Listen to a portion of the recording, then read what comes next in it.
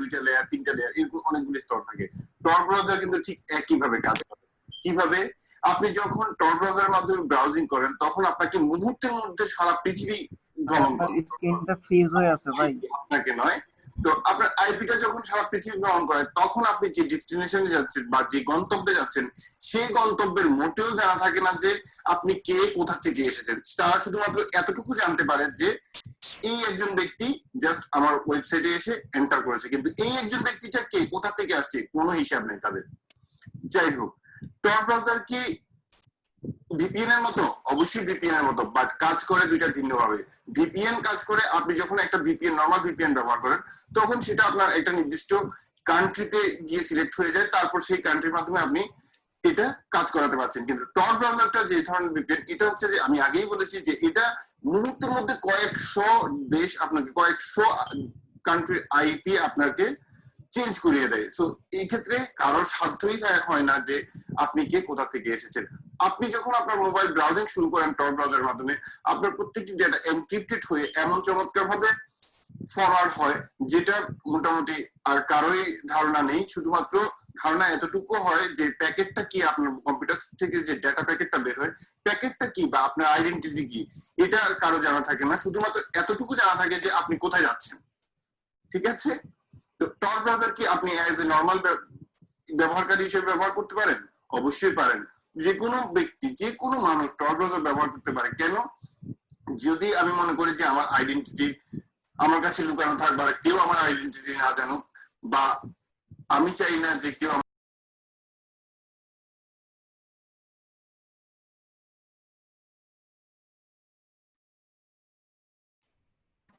আজকে কি নেটওয়ার্ক সমস্যা? আবার আজকে মোটামুটি নেট সবারই সমস্যা, মোবাইল আমার তো ভালোই ছিল। মোবাইল ডাটা দিয়ে আশা করি। তো বেসিক্যালি টর ব্রাউজারটা কি করতেছে আসলে, ওই যে বললাম আমাদের সোর্স কোডটা নামায় ফেলতেছে। সোর্স কোডটা নামার পর আমার পিসি থেকে আমি পুরো ফেসবুকের কোনো এক্সেস যদি ডিসকানেক্ট করে ফেলি, জাস্ট একবার ঢুকতে পারবো, সমস্ত কোড নামায় ফেলবে তোমার পিসিতে। হ্যাঁ, বেসিক্যালি কাজ করে এটা। হ্যাঁ, আর অলরেডি বলছি, কারো যদি হ্যাকিং এর উপর ইন্টারেস্ট থাকে এই কোর্সটা দেখতে পারো। It's a paid course, and যদি ফ্রি কোর্স রেফার চাও তাহলে হচ্ছে হ্যাকার্স ওয়ান একটা সাইট দিছি আমি। আর হ্যাকার্স ওয়ান বেসিক্যালি একটা রেজিস্ট্রেশন ফর্ম ফিল আপ করতে হবে। এরপর হচ্ছে বিভিন্ন টপিকের উপর ওদের কোডগুলো এগুলো থাকে, এবং ওরা বিভিন্ন সফটওয়্যারগুলো ওপেন সোর্স হিসেবে দিয়ে দেয় আর কি। হ্যাঁ, এবং ওদের বিভিন্ন কয়েকটা লাইভ ভিডিও আছে চমৎকার, যে আসলে হোয়াইট হাউস, তারপর হচ্ছে নাসা ওরা কিভাবে হ্যাক করছে, ওটা কিছু লাইভ ভিডিও আছে, এবং ইউটিউব চ্যানেলও পাবা ওদের এই ভিডিওগুলো।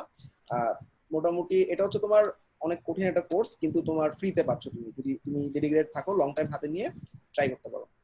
আর কিছু হ্যাকিং টুলস, যাদের পার্সোনাল ইন্টারেস্ট আছে আমার সাথে একটু কন্ট্যাক্ট করে, আমি তোমাদের কিছু টুলস দিয়ে আইডিয়া দিতে পারি কিভাবে সাইটগুলো হ্যাক হয়। বাট এই জিনিসগুলো ওপেনলি দেখানোটা আসলে ঠিক না। ওকে, এরপরে দেখা যাবে যে কি আমরা ধরে নিয়ে গেছি তো একটু। এবার দেখো আমরা চলে যাই ওয়েবসাইট সিকিউরিটিতে। ফার্স্ট অফ অল আমি অলরেডি বললাম যে ফায়ারওয়েল বা ম্যালওয়্যার জিনিসটা কি।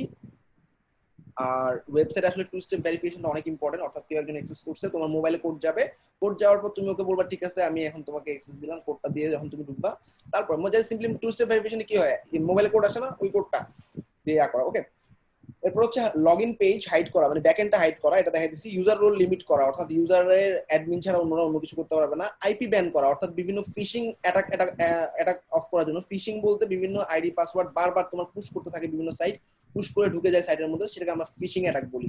ফিশিং অ্যাটাক থেকে দূরে থাকার জন্য ক্লায়েন্ট আসলে আমরা এই ধরনের একটা কাজ করতে পারি। আচ্ছা, এবার একটা জাস্ট সিম্পল একটা সাইট ইনস্টল করি। দেখো আমি একটা সাইটে আমি আইডি পাসওয়ার্ড কত সহজে বের করে ফেলতে পারতেছি। জাস্ট সিম্পল একটা ওয়ার্ডপ্রেস ওয়েবসাইট ইনস্টল করতেছি, এবং তোমাদের ম্যাক্সিমাম সাইটই আমি অ্যাক্সেস করতে পারবো কোনো সফটওয়্যার ছাড়া, ওপেন সোর্স, মানে যারা আসলে ইউজার আইডি পাসওয়ার্ড সহজ রাখো। হ্যাঁ, মনে করো আমি আইডি পাসওয়ার্ড দিলাম হচ্ছে অ্যাডমিন, আর কিছু একটা দিলাম অ্যাডমিন আর পাসওয়ার্ড। হ্যাঁ, ওকে, মনে রাখলা অ্যাডমিন। ওকে, এবার দেখো আমি কিছু কোনো ওয়ার্ডপ্রেসে ইনস্টল করছি।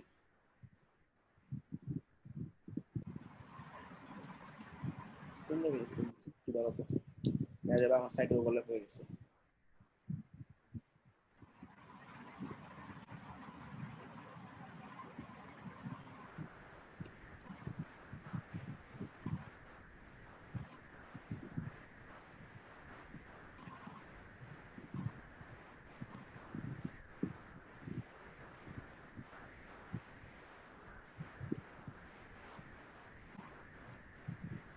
ওকে, সাইটটা হচ্ছে এটা। ওকে, তো এখন আমাদের ওয়েবসাইট হচ্ছে /hacking। আমি কোনো অ্যাক্সেস দেই নেই, একটা সাইটে ঢুকতেছি। হ্যাকার সিকিউরিটি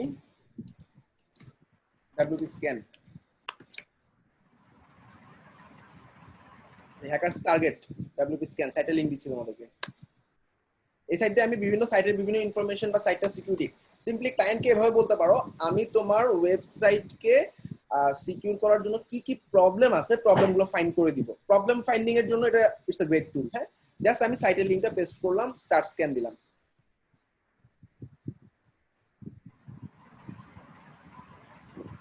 স্ক্যান করতে থাক, ততক্ষণ তোমার লিংকটা দিয়ে আসি।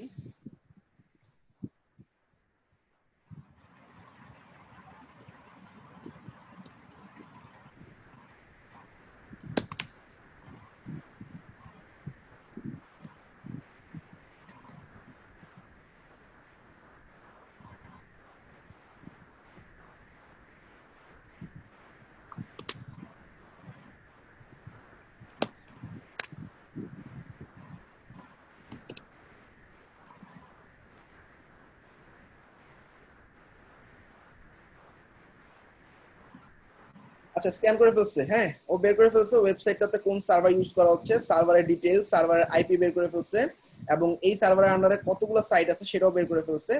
এই সাইটটাতে কি কি থ্রেড আছে, এই জিনিসগুলো ক্লিন আছে। ওকে, তার মানে এখনো কোনো থ্রেড অ্যাটাক করে নাই। ওকে, ওয়ার্ডপ্রেস ওয়েবসাইটে কোনো প্লাগইন নেই, এইজন্য প্লাগইন দেখাচ্ছে না। এটাতে থিম আছে 2020 থিম, থিমও বের করে ফেলছে।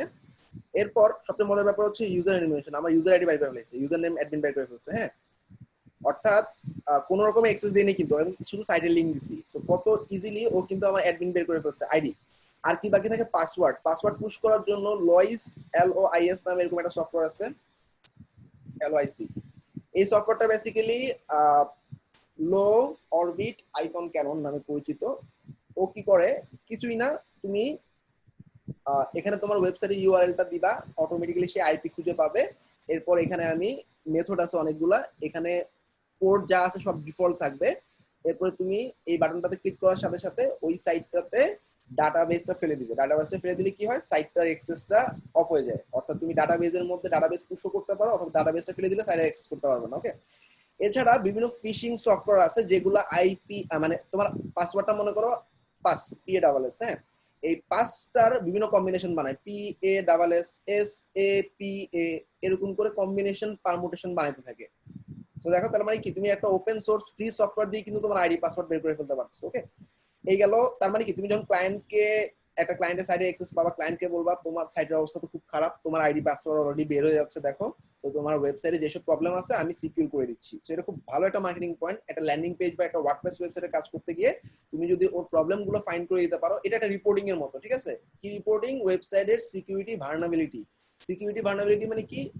তোমার হ্যাক করার ছিদ্রগুলা বা রাস্তাগুলো তুমি বের করে ক্লায়েন্টকে বলে দিবা, এরপর সে সেটা সলভ করুক। ওকে, এবার দেখো ন্যাম পোর্ট স্ক্যান, এটা আসলে তোমার পোর্টটাকে স্ক্যান করে। অর্থাৎ তোমার ওয়েবসাইটটা যে আইপি দিয়ে চলতেছে সেই আইপিটাতে 7টা-8টা পোর্ট থাকে, সবগুলো পোর্ট ওপেন আছে কিনা দেখাবা। অলরেডি দেখো এখানে আমাদের SSL পোর্টটা ক্লোজড আর বাকিগুলো ওপেন আছে। ওকে, তার মানে এই যে ক্লোজ পোর্টটা আছে এটা সার্ভারের সমস্যা।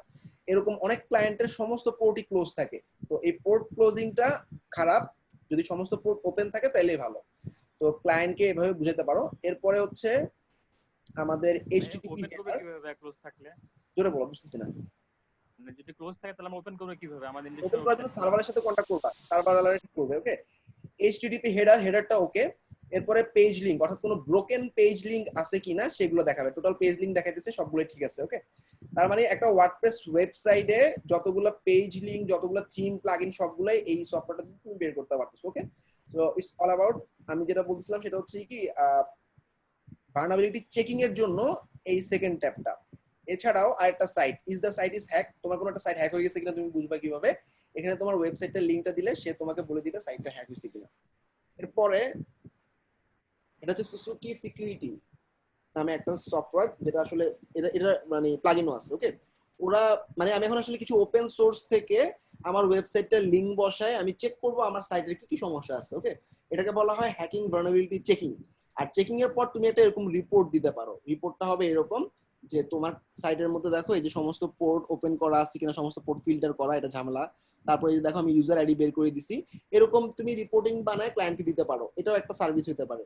কিন্তু আমরা আমাদের মেইন কাজটা হবে ওয়ার্ডপ্রেস সিকিউরিটির জন্য প্লাগইন গুলো কি কি ইউজ করব, ওখানে আমি একটু পরে আসতেছি, কারণ আমি আগে ওয়ে গুলো বলতেছি তোমাদের। ওকে, এরপর web pulse tools, website pulse টুলসটা চমৎকার একটা টুলস। এখানে প্রায় 8টা 9টা টুল দিয়ে বিভিন্ন জিনিস চেক করে, তোমার আইপি ব্ল্যাক লিস্টেড কিনা, তোমার ওয়েবসাইটের সিকিউরিটি কোনো ঝামেলা আছে কিনা, কোনো ম্যালওয়্যার আছে কিনা। ওকে, নেটের এত খারাপ অবস্থা হলে কেমন হবে?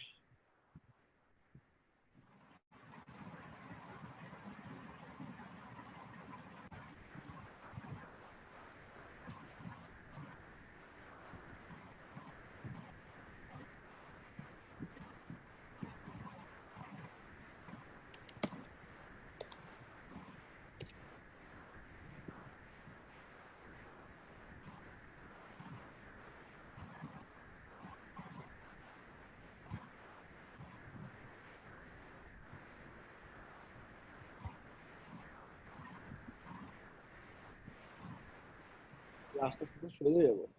আচ্ছা, আমি সাইটগুলোতে কিভাবে চেক করতে দেখাচ্ছি, তার আগে আমরা আসলে সিকিউরিটির কাজগুলো শুরু করে দিই।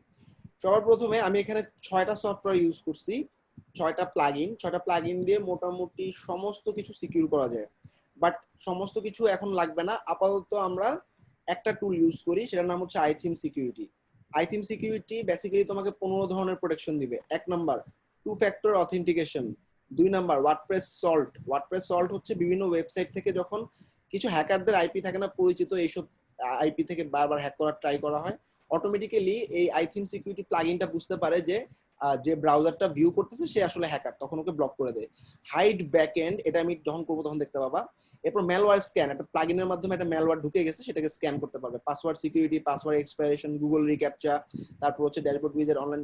এছাড়াও ব্রুট ফোর্স অ্যাটাক নামে একটা অ্যাটাক আছে, আমরা যে ফিশিং এর কথা বলতেছি, বারবার পাসওয়ার্ডটাকে সে ঘুরে ঘুরে চেঞ্জ করে করে ঢুকতে চেষ্টা করে, এই অ্যাটাকটার নাম বলা হয় ব্রুট ফোর্স অ্যাটাক। তো এই ব্রুট ফোর্স অ্যাটাকের মেইন লজিকটাই হচ্ছে হাজার হাজার বার আইডি মানে আইডি পাসওয়ার্ড চেঞ্জ করে করে বারবার ট্রাই করবে। ওকে আমি বারবার ট্রাই করতে দিব না, এই সফটওয়্যারটা বেসিক্যালি 2 বা 3 বার ট্রাই করার পর আইপি গুলোকে ব্লক করে দিবে এবং ঢুকতে পারবে না সাইটে। ওকে, সো আইথিম সিকিউরিটি প্রো প্লাগইনটা যদি লাগে এখান থেকে নিতে পারো, আমরা ফ্রি প্লাগইনটা দিয়ে ম্যাক্সিমাম কাজ সারতে পারবো। সবার প্রথমে আইথিম সিকিউরিটি প্লাগইনটা ইনস্টল করতেছি। ওকে, প্লাগইনে গেলাম, প্লাগইনে যাওয়ার পর অ্যাড নিউ। ভাইয়া ক্লায়েন্টকে কি এই প্লাগইনটা দিয়ে সার্ভিস দিতে পারবো? হ্যাঁ, ক্লায়েন্টকে এটার উপর তুমি গিগও করতে পারো, আর এটার উপরে গিগগুলো আসলে ফাইবারে টিকা রাখা টাফ, কারণ যারা হ্যাকার ওরা আসলে ফাইবারে গিগগুলোকে টিকতে দেয় না। এই জন্য আমরা ডাইরেক্ট এই গিগটা না করে আমরা ওয়ার্ডপ্রেস ওয়েবসাইট দিতে আসছে, ক্লায়েন্টকে বলবো তোমার ওয়ার্ডপ্রেস ওয়েবসাইটে এরকম ঝামেলা আছে, আমি তোমাকে সিকিউরিটি সহ ঠিক করে দিব, এসইও করে দিব, স্পিড আপ করে দিব, তখন তুমি প্রাইসটাকে বাড়িয়ে নিতে পারবা। Client communication and convincing. প্লাগইনটা ইনস্টল হওয়ার পর সিকিউরিটিতে ক্লিক করলাম। ইনস্টলেশনের প্রসেসটা দেখো, আমি পুরো গুগল শিটে সব এ টু জেড দিয়ে দিছি, তা দেখাচ্ছি। সবার প্রথমে আমি ডাটাবেজের ব্যাকআপ নিব, আমার ফুল ওয়েবসাইটের ব্যাকআপ এই একটা প্লাগইন দিয়ে আমি নিতে পারবো। ওকে, তো সবার প্রথমে এই দেখো এখানে security check,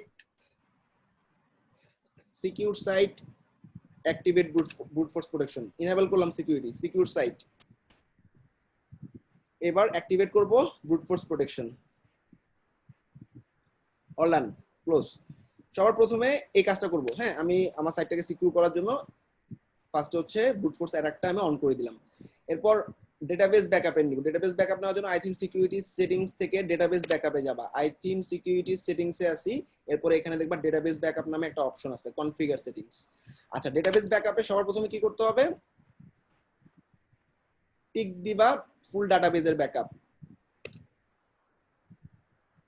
backup method save locally, অর্থাৎ তোমার সি প্যানেলে ব্যাকআপের ফাইলটা রাখবে এবং তোমাকে সপ্তাহে সপ্তাহে ইমেল করে ওই ব্যাকআপের লিংকটাও পাঠিয়ে দিবে। চমৎকার না তাইলে? এবং ব্যাকআপ রিটেন থাকবে একটা, এবং শিডিউল ডেটাবেস ইনেবল করে দিবা। 7 দিন পর পর সে ব্যাকআপ নিবে, 7 দিন পর পর ব্যাকআপ নিবে লোকাল সার্ভারে সি প্যানেলে, সেই ফাইলটার লিংক তোমাকে ইমেলে পাঠিয়ে দিবে। তার মানে কি ফুল সাইটের ব্যাকআপ তোমার সেভ, তাই না?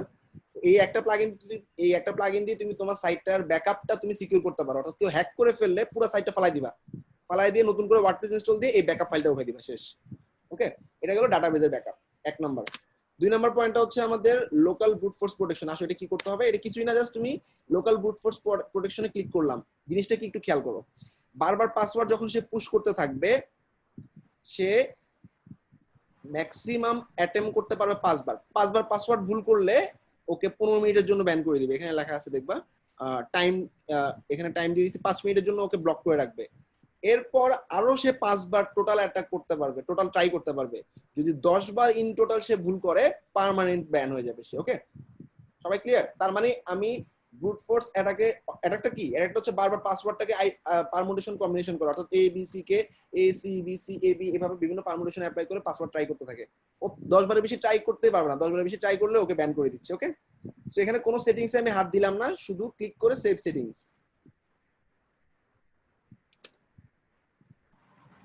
এরপর ব্যান ইউজার অপশনে গিয়ে অন করে দাও। ব্যান ইউজার কোথায়?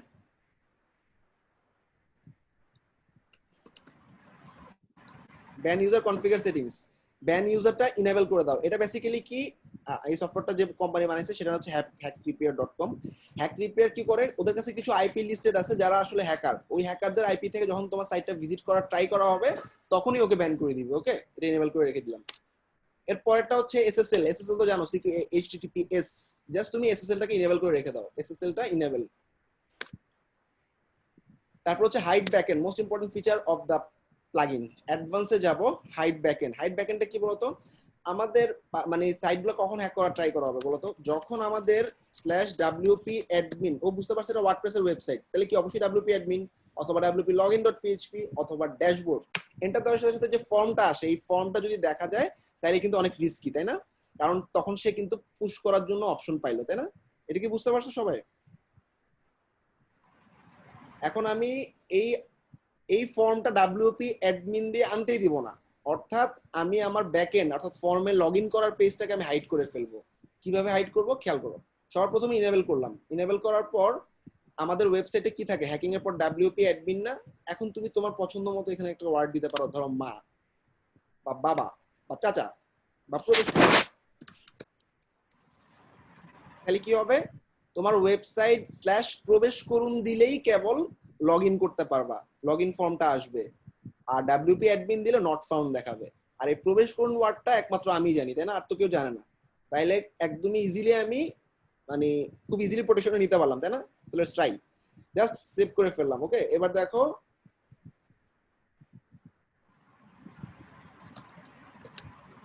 ইনকগনিটো মোডে /wp admin page not found, wp admin দিয়ে কোনো পেজ নাই, কি দিয়ে আছে সেটা আমি জানি। প্রবেশ আন্ডারস্কোর করুন, প্রবেশ করুন দেওয়ার সাথে সাথে কিন্তু আমি আমার লগ ইন প্যানেলটা পেয়ে যাচ্ছি। সবাই ক্লিয়ার? এটা হচ্ছে ব্যাকএন্ড হাইড করা, অর্থাৎ খুব ইজিলি আমি ব্যাকএন্ডটাকে হাইড করে ফেললাম। সবাই এগুলো ক্লিয়ার? ভাইয়া ক্লিয়ার ভাইয়া। কথা বলে না কেউ, জি ভাইয়া। ক্লিয়ার ভাইয়া? মেসেজ দাও, কথা না বলে। ক্লিয়ার ভাই, ক্লিয়ার। ওকে, এরপর হচ্ছে পরেরটা আমাদের ওয়ার্ডপ্রেসটা হচ্ছে ওয়ার্ডপ্রেসের লবণ, তাই না? ভাইয়া ভাইয়া, এই যে এখানে মেল একটা অপশন দেখতেছি, এর কি আমাদের এই অপশনে কি আমি ওয়ার্ডপ্রেস খোলার সময় যে মেলটা ওইটা হ্যাঁ, দিয়ে ওইটা কানেক্ট হয়? চেঞ্জ করে দিতে পারবা ওইটা, হ্যাঁ। ওইটা দিয়ে আছে, থ্যাংক ইউ। আচ্ছা, এবার দেখো ওয়ার্ডপ্রেস সলভটা হচ্ছে এটা একটা সিক্রেট কি এর মাধ্যমে ও বুঝতে পারে হ্যাকার হ্যাক করার ট্রাই করতেছে প্রসেসের মাধ্যমে, অর্থাৎ বিভিন্ন হ্যাকিং সফটওয়্যার দিয়ে যখন ট্রাই করবে তখন সে প্রোটেক্ট করে দিবে। জাস্ট অন করে রেখে দাও। So it's all about iThemes security আমাদের আমাকে বের করে দিছে, বের করে আবার ঢুকতে বলতেছে। পাসওয়ার্ড যদি স্ট্রং না হয় তাহলে কিন্তু ঢুকতে দিবে না। অলরেডি আমার ব্যাকএন্ডটা হাইড করা, হ্যাঁ। তাহলে কি হবে, প্রবেশ করুন দিয়ে আবার ঢুকতে হবে এখন আমাকে।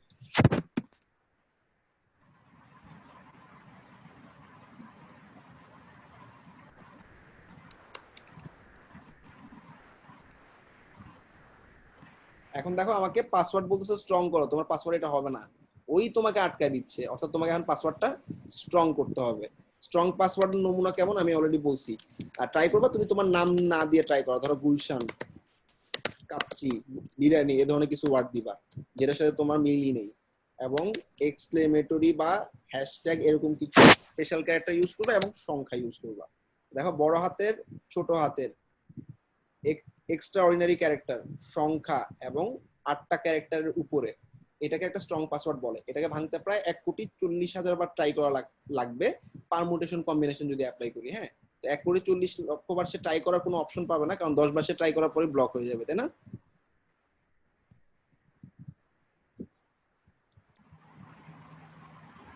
আচ্ছা, সবাই তো বুঝতে পারছো? এবার আই ভাইয়া। থিংক কাজ শেষ হ্যাঁ সবাই একটু কমেন্ট করো ভাইয়া জি ভাইয়া, এই বুঝতে পারছি। আই থিম দিয়ে সার্ভিস দিলে ভাই